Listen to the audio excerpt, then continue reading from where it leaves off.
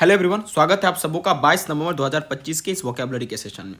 दोस्तों, कल का वोकैबुलरी मैं नहीं डाल पाया, कुछ कारणवश माफी चाहता हूं। दोस्तों, आप सभी लोगों का आईबीपीएस कलर का रिजल्ट आया होगा और जो बच्चे वोकैबुलरी पढ़ रहे हैं सभी लोग इसको गौर से देखिए और पढ़ाई में लग जाइए। जिनका हो गया मेंस की तैयारी कीजिए, जिनका नहीं हो पाया वो जो है दोस्तों लगातार तैयारी करते रहिए और जरूर आपका होगा। दोस्तों, जैसा कि आप लोगों को पता है कि हम लोग इसमें रेगुलर वोकैबुलरी डिस्कस करते हैं, इडियम्स फ्रेजेस डिस्कस करते हैं, फ्रेजल वर्ब डिस्कस करते हैं, वन वर्ड, इसके अलावा जो है एग्जाम कॉर्नर वर्ड्स होते हैं वो भी होता है। तो दोस्तों शुरुआत करते हैं। सबसे पहला वर्ड हमारा जो इटरेशन है। इटरेशन का मतलब क्या होता है? इसका मतलब होता है किसी प्रोसेस को फिर से रिपीट करना, बार बार उसको दोहराना। आप कह सकते हैं रिपीटेशन कहते हैं, रिकर्सन कह सकते हैं, रिपीटेशन ऑफ स्टेप्स आप कह सकते हैं। ठीक है, देखिए अगर यहाँ पर आप देख सकते हैं the introduction of the second iteration of the national action plan on anti microbial resistance is an acknowledgement. यहाँ तक समझिए कि जो इंट्रोडक्शन है सेकेंड इटरेशन का मतलब सेकेंड रिपीटेशन का, किसका? तो नेशनल एक्शन प्लान का। किस चीज़ पर? तो एंटी माइक्रोबियल रेजिस्टेंस पर। तो ये एक एक्नॉलेजमेंट है, एक स्वीकृति है, यहीं तक समझते हैं हम। इटरेशन मतलब होता है रिपीटिंग अ प्रोसेस और a set of step multiple times to achieve a result. कई बार आप जो प्रयास करते हैं उसी को हम लोग क्या कहते हैं, कोई रिजल्ट लेने के लिए उसी को हम इटरेशन कहते हैं। जैसे आप आईबीपीएस कलर का एग्जाम दिए, उसमें आपका नहीं हुआ तो आप इटरेशन प्रोसेस करते रहिए, जरूर आपका हो जाएगा। तो रिपीटेशन कह सकते हैं, रिकर्सन कह सकते हैं। क्लियर बात? तो इसमें ये वर्ड क्या है? तो नाउन है। क्या है? क्योंकि लास्ट में आई लगा है और नाउन की तरफ फंक्शन भी कर रहा है यहाँ पर। देखिए उसके बाद दोस्तों आगे बढ़ते हैं। यहाँ पर हमंगस है। हमंगस का मतलब क्या होता है? ह्यूमन गस मत पढ़िएगा। हमंगस का मतलब होता है something that extremely large in size और अमाउंट। दोस्तों, कोई चीज़ अगर हमंगस होता है तो वो बहुत ही ज़्यादा क्या होता है? बड़ा होता है। आप कह सकते हैं इनॉर्मस कह सकते हैं, ठीक है, या जिगेंटिक कह सकते हैं, ह्यूज कह सकते हैं और मेसिव कह सकते हैं। अगर आप बहुत बड़ा मिस्टेक करते हैं तो कहिएगा कि I think this was a humongous blunder, यह बहुत बड़ा क्या था? मिस्टेक था। ठीक है, ये किसी वस्तु के लिए भी इस्तेमाल कर सकते हैं, व्यक्ति के भी लिए, या कोई अमाउंट के लिए भी हम इस्तेमाल इसे कर सकते हैं दोस्तों। जैसे देखिए यहां पर लिखा हुआ है कि to give the nation a booster shot a trying to fix the rather humongous AMR problem. AMR problem क्या है? बहुत ही ह्यूज प्रॉब्लम है दैट कंट्री ही। यहाँ तक ये देखते हैं, हमंगस का मतलब क्या हुआ? बहुत बड़ा प्रॉब्लम। यहाँ पर ये हमंगस AMR प्रॉब्लम है। AMR प्रॉब्लम बहुत ही बड़ा है। सिनोनिम्स मैंने बता ही दिया। नेक्स्ट वर्ड पे चर्चा करते दोस्तों। अच्छा, इसका मैंने ट्रिक भी बताया था आपको कि हमंगस को आप कैसे याद रख सकते हैं। देखिए इसमें HU हु है, इसमें MANGO को आप मैंगो याद रखिएगा और मंगो लिखा है इसमें, लेकिन मैंगो याद रखिएगा। तो हम सभी लोगों को मैंगो दे दो, बड़े बड़े मैंगो दे दो, तो मतलब ह्यूज हो सकता है। ठीक है, तो हमंगस आप याद कर सकते हैं इससे। क्लियर है? स्पेल्ट आउट बना है स्पेल आउट से। स्पेल्ट आउट का मतलब होता है explain in a very clear and detail वे और रिटेन लेटर और बाय लेटर। ठीक है, क्लियरली ये समझिए किसी चीज़ को अगर हम बहुत बढ़िया तरीके से एक्सप्लेन करते हैं तो क्लियर वे में, डिटेल तरीके से, तो उसी को स्पेल आउट कहते हैं। या एक्सप्लेन करना आप कह सकते हैं, डिटेल करना कह सकते हैं। जैसे यहाँ देखिए it spell out why India was disproportionately affected factors including a high infectious disease burden. ये स्पेल आउट करता है कि क्यों भारत जो है इस तरह से जो है हाई इफेक्टेड डिजीज से जो है उसके बोझ के अंदर दबा हुआ है। तो स्पेल आउट का मतलब एक्सप्लेन करना, किसी चीज़ को वर्णन करना, है ना। सिनोनिम्स कह सकते हैं एक्सप्लेन, क्लियरली, क्लैरिफाई करना या एलोबोरेट करना। एलोबोरेट करने का मतलब ये किसी चीज़ को एक्सप्लेन करना डिटेल वे में। देखिए सर्विलांस है। सर्विलांस का मतलब क्या होता है? जो आप निगरानी जिसे कहते हैं। टेक्निक देख लीजिए, टेक लिखिएगा, NIQU लिखिएगा, टेक्निक। वेटेनरी देख लीजिए, कमिटेड देख लीजिए, और न्यूमोनिया में P से शुरू होता है, NEU, मोनी लिख दीजिएगा और A लिख दीजिएगा, न्यूमोनिया हो जाएगा।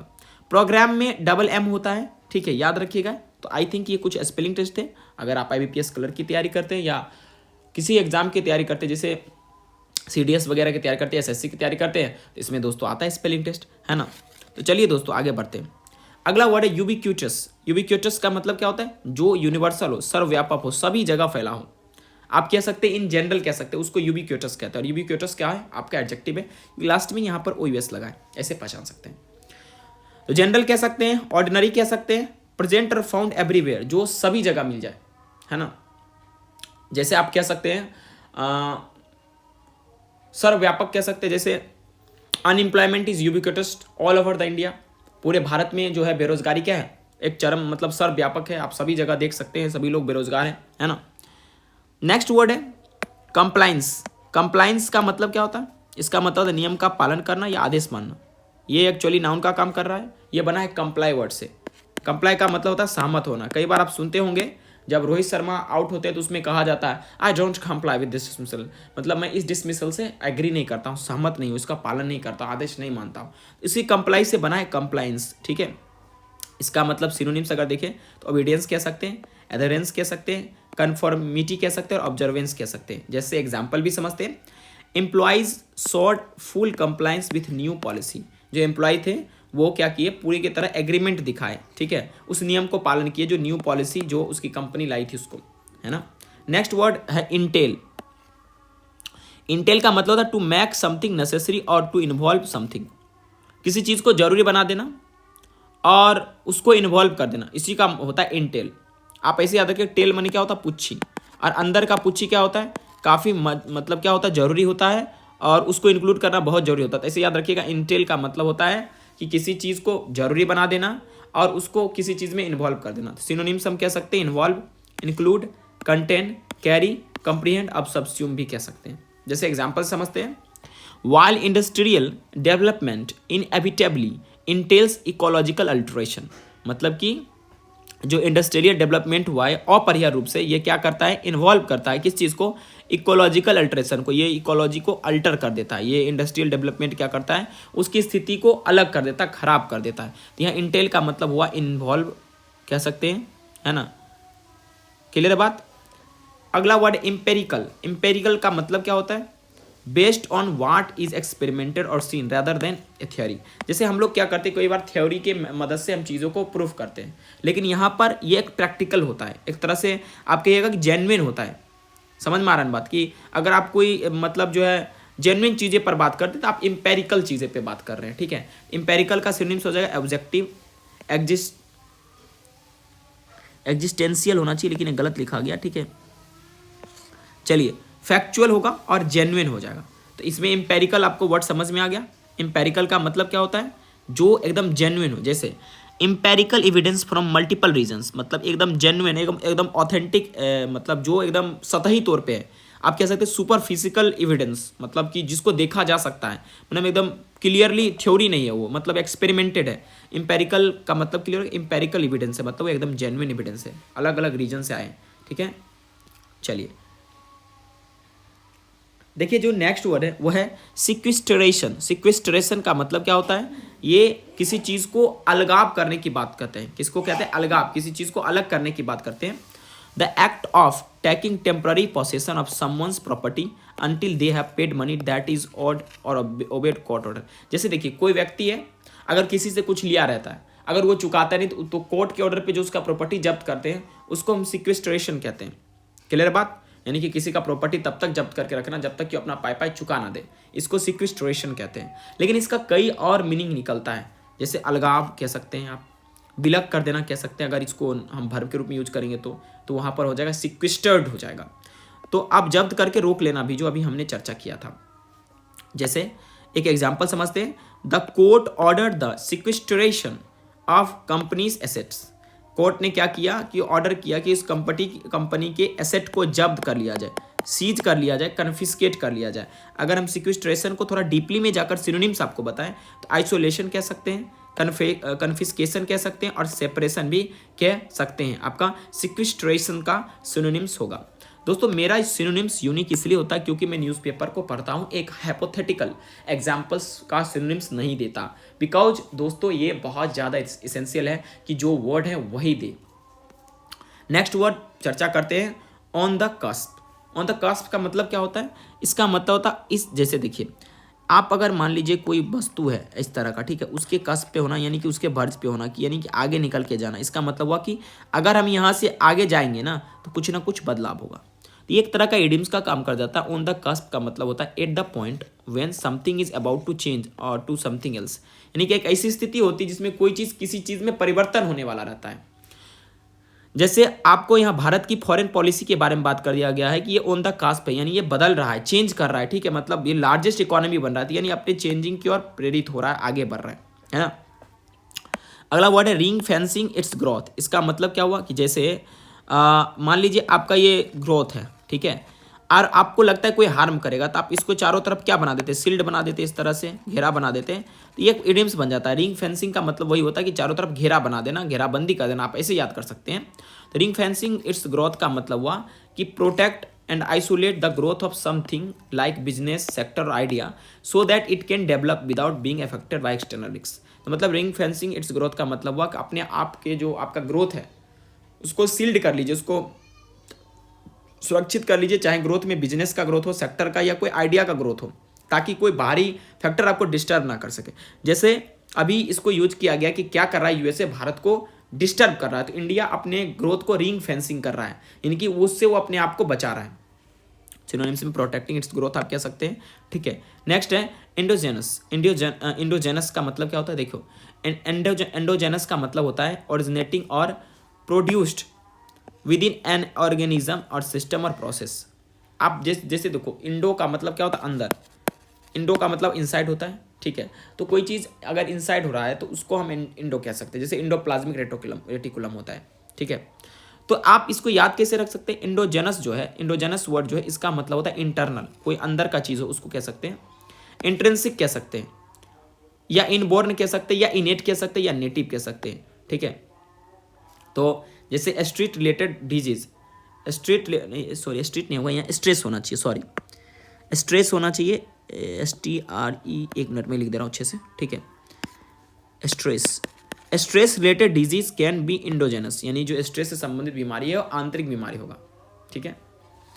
अब यहाँ पर आप देख भी सकते हैं, ठीक है, एंडोजेनस टेक्नोलॉजी इनोवेशन, यानी आंतरिक जो टेक्नोलॉजी है उस पर भारत अभी जो काफ़ी अपना जोर दे रहा है। अभी जो डील हुआ था, उसकी डील की जो बातें चल रही थी उसकी बातें हो रही। अगला वर्ड है यूनानिमसली का मतलब क्या होता है, यूनानिमसली का मतलब होता है इन अ वे दैट इज एग्रीड और supported by everyone in a group.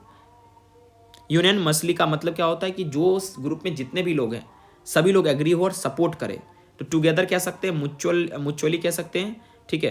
Clear है बात। इसका उल्टा क्या होता है, इसका यून अगर हटा देंगे तो ये उल्टा हो जाएगा, ठीक है, जिसका मतलब होगा कि जो सपोर्ट ना करे, सब अपने अपने अलग हो, कुछ पता ही नहीं क्या है नहीं है, ठीक है। क्लियर है बात। आगे दोस्तों बात करते हैं। अगला जो वर्ड है यह है एनवेनमेशन। एनवेनमेशन का मतलब क्या होता है, एनवेनमेशन इसका मतलब होता है poisoning caused by venom such as from snake और इंसेक्ट। सांप और छोटे छोटे कीट पतंगों के जहर से जो वीनम पॉइजन होता है उसी को कहते हैं एनवेनमेशन। और ये चर्चा किया गया, जो आपका स्नेक बाइट्स को लेकर चर्चा किया गया कि किस तरह से स्टेट्स में वो कहर मचा रहे हैं और सरकार इस पर इनिशिएटिव नहीं ला रही है, पहल नहीं ला रही है, और लाई भी है तो वो कई बार परेशानियों का सबब बना है। तो ये याद रहेगा, एनवेनमेशन, वीनम मने वैसे होता है जहर, उसी से बना एनवेनमेशन, याद रखिएगा, एक कॉमन वर्ड है।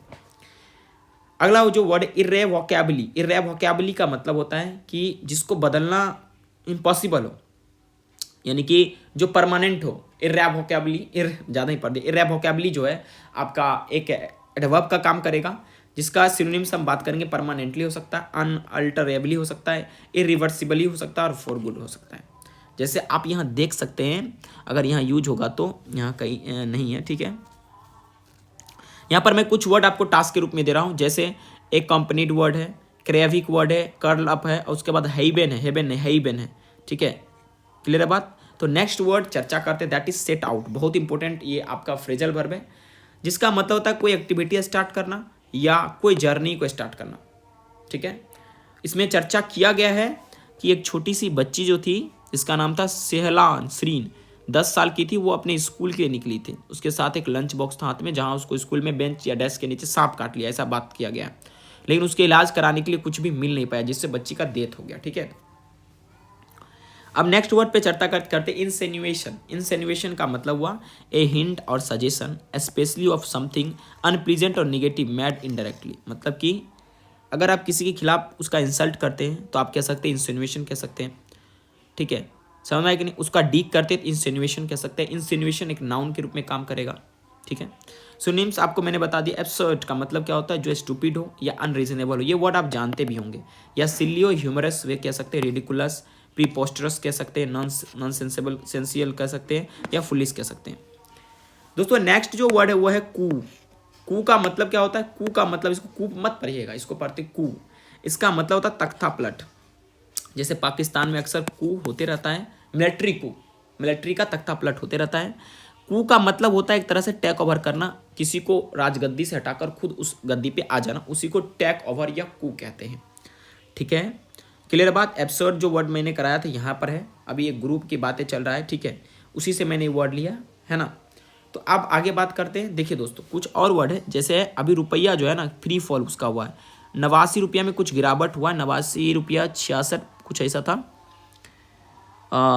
अब जो है 98 पैसा वो डाउन हुआ है। ठीक है, तो यहाँ पर मेन वर्ड हमारा है डेप्रिसिएटेड। डेप्रिसिएटेड का मतलब क्या होता है? कोई चीज़ घटना, डेप्रिसिएट। जो सीबीएसई बोर्ड के बच्चे होंगे तो वो मैथ में पढ़ते होंगे, आर डी शर्मा पढ़ेंगे, उसमें डेप्रिसिएट वर्ड है। डेप्रिसिएट का मतलब होता है घटना या गिरावट, फॉल आप कह सकते हैं। ठीक है, अगला जो वर्ड है दोस्तों यहाँ पर है लिंगर। लिंगर का मतलब क्या होता है? स्टॉप करना या स्टे लॉन्गर टाइम, किसी जगह पे लंबे समय तक टिकना ही आपका क्या कहलाता है? लिंगर कहलाता है। ठीक है दोस्तों, आज के द हिंदू के ये कुछ वर्ड थे, और दोस्तों बहुत जल्दी हम आपका डिजिटल बोर्ड पे इस सारे वर्ड से भी बेटर वर्ड्स आपको करवाएंगे। तो ये आज का जो वर्ड है आपको कैसा लगा, और ये सेशन आपको कैसा लगा, प्लीज़ आप हमें ज़रूर बताइएगा। और कुछ होमवर्क और दे रहा हूँ, जैसे स्लगिश का आप सिनोनिम्स कमेंट में लिख दीजिएगा। ठीक है, कंटेंट का सिनोनिम्स कमेंट में लिख दीजिएगा, बूस्टर का सिनोनिम्स आप लिख दीजिएगा कमेंट में, है ना। इसके अलावा दोस्तों आप जो है एंटीबायोटिक किसको कहते हैं वो कमेंट में जरूर लिख दीजिएगा। ये सब आपका होमवर्क है जो आपको घर से करके लाना है। अगर वीडियो अच्छा लगा है तो प्लीज़ कमेंट बॉक्स में एक हार्ट देकर जरूर जाइएगा, और दोस्तों उससे भी बढ़िया लगा है तो चैनल को सब्सक्राइब जरूर कीजिएगा। Thank you very much for watching this show.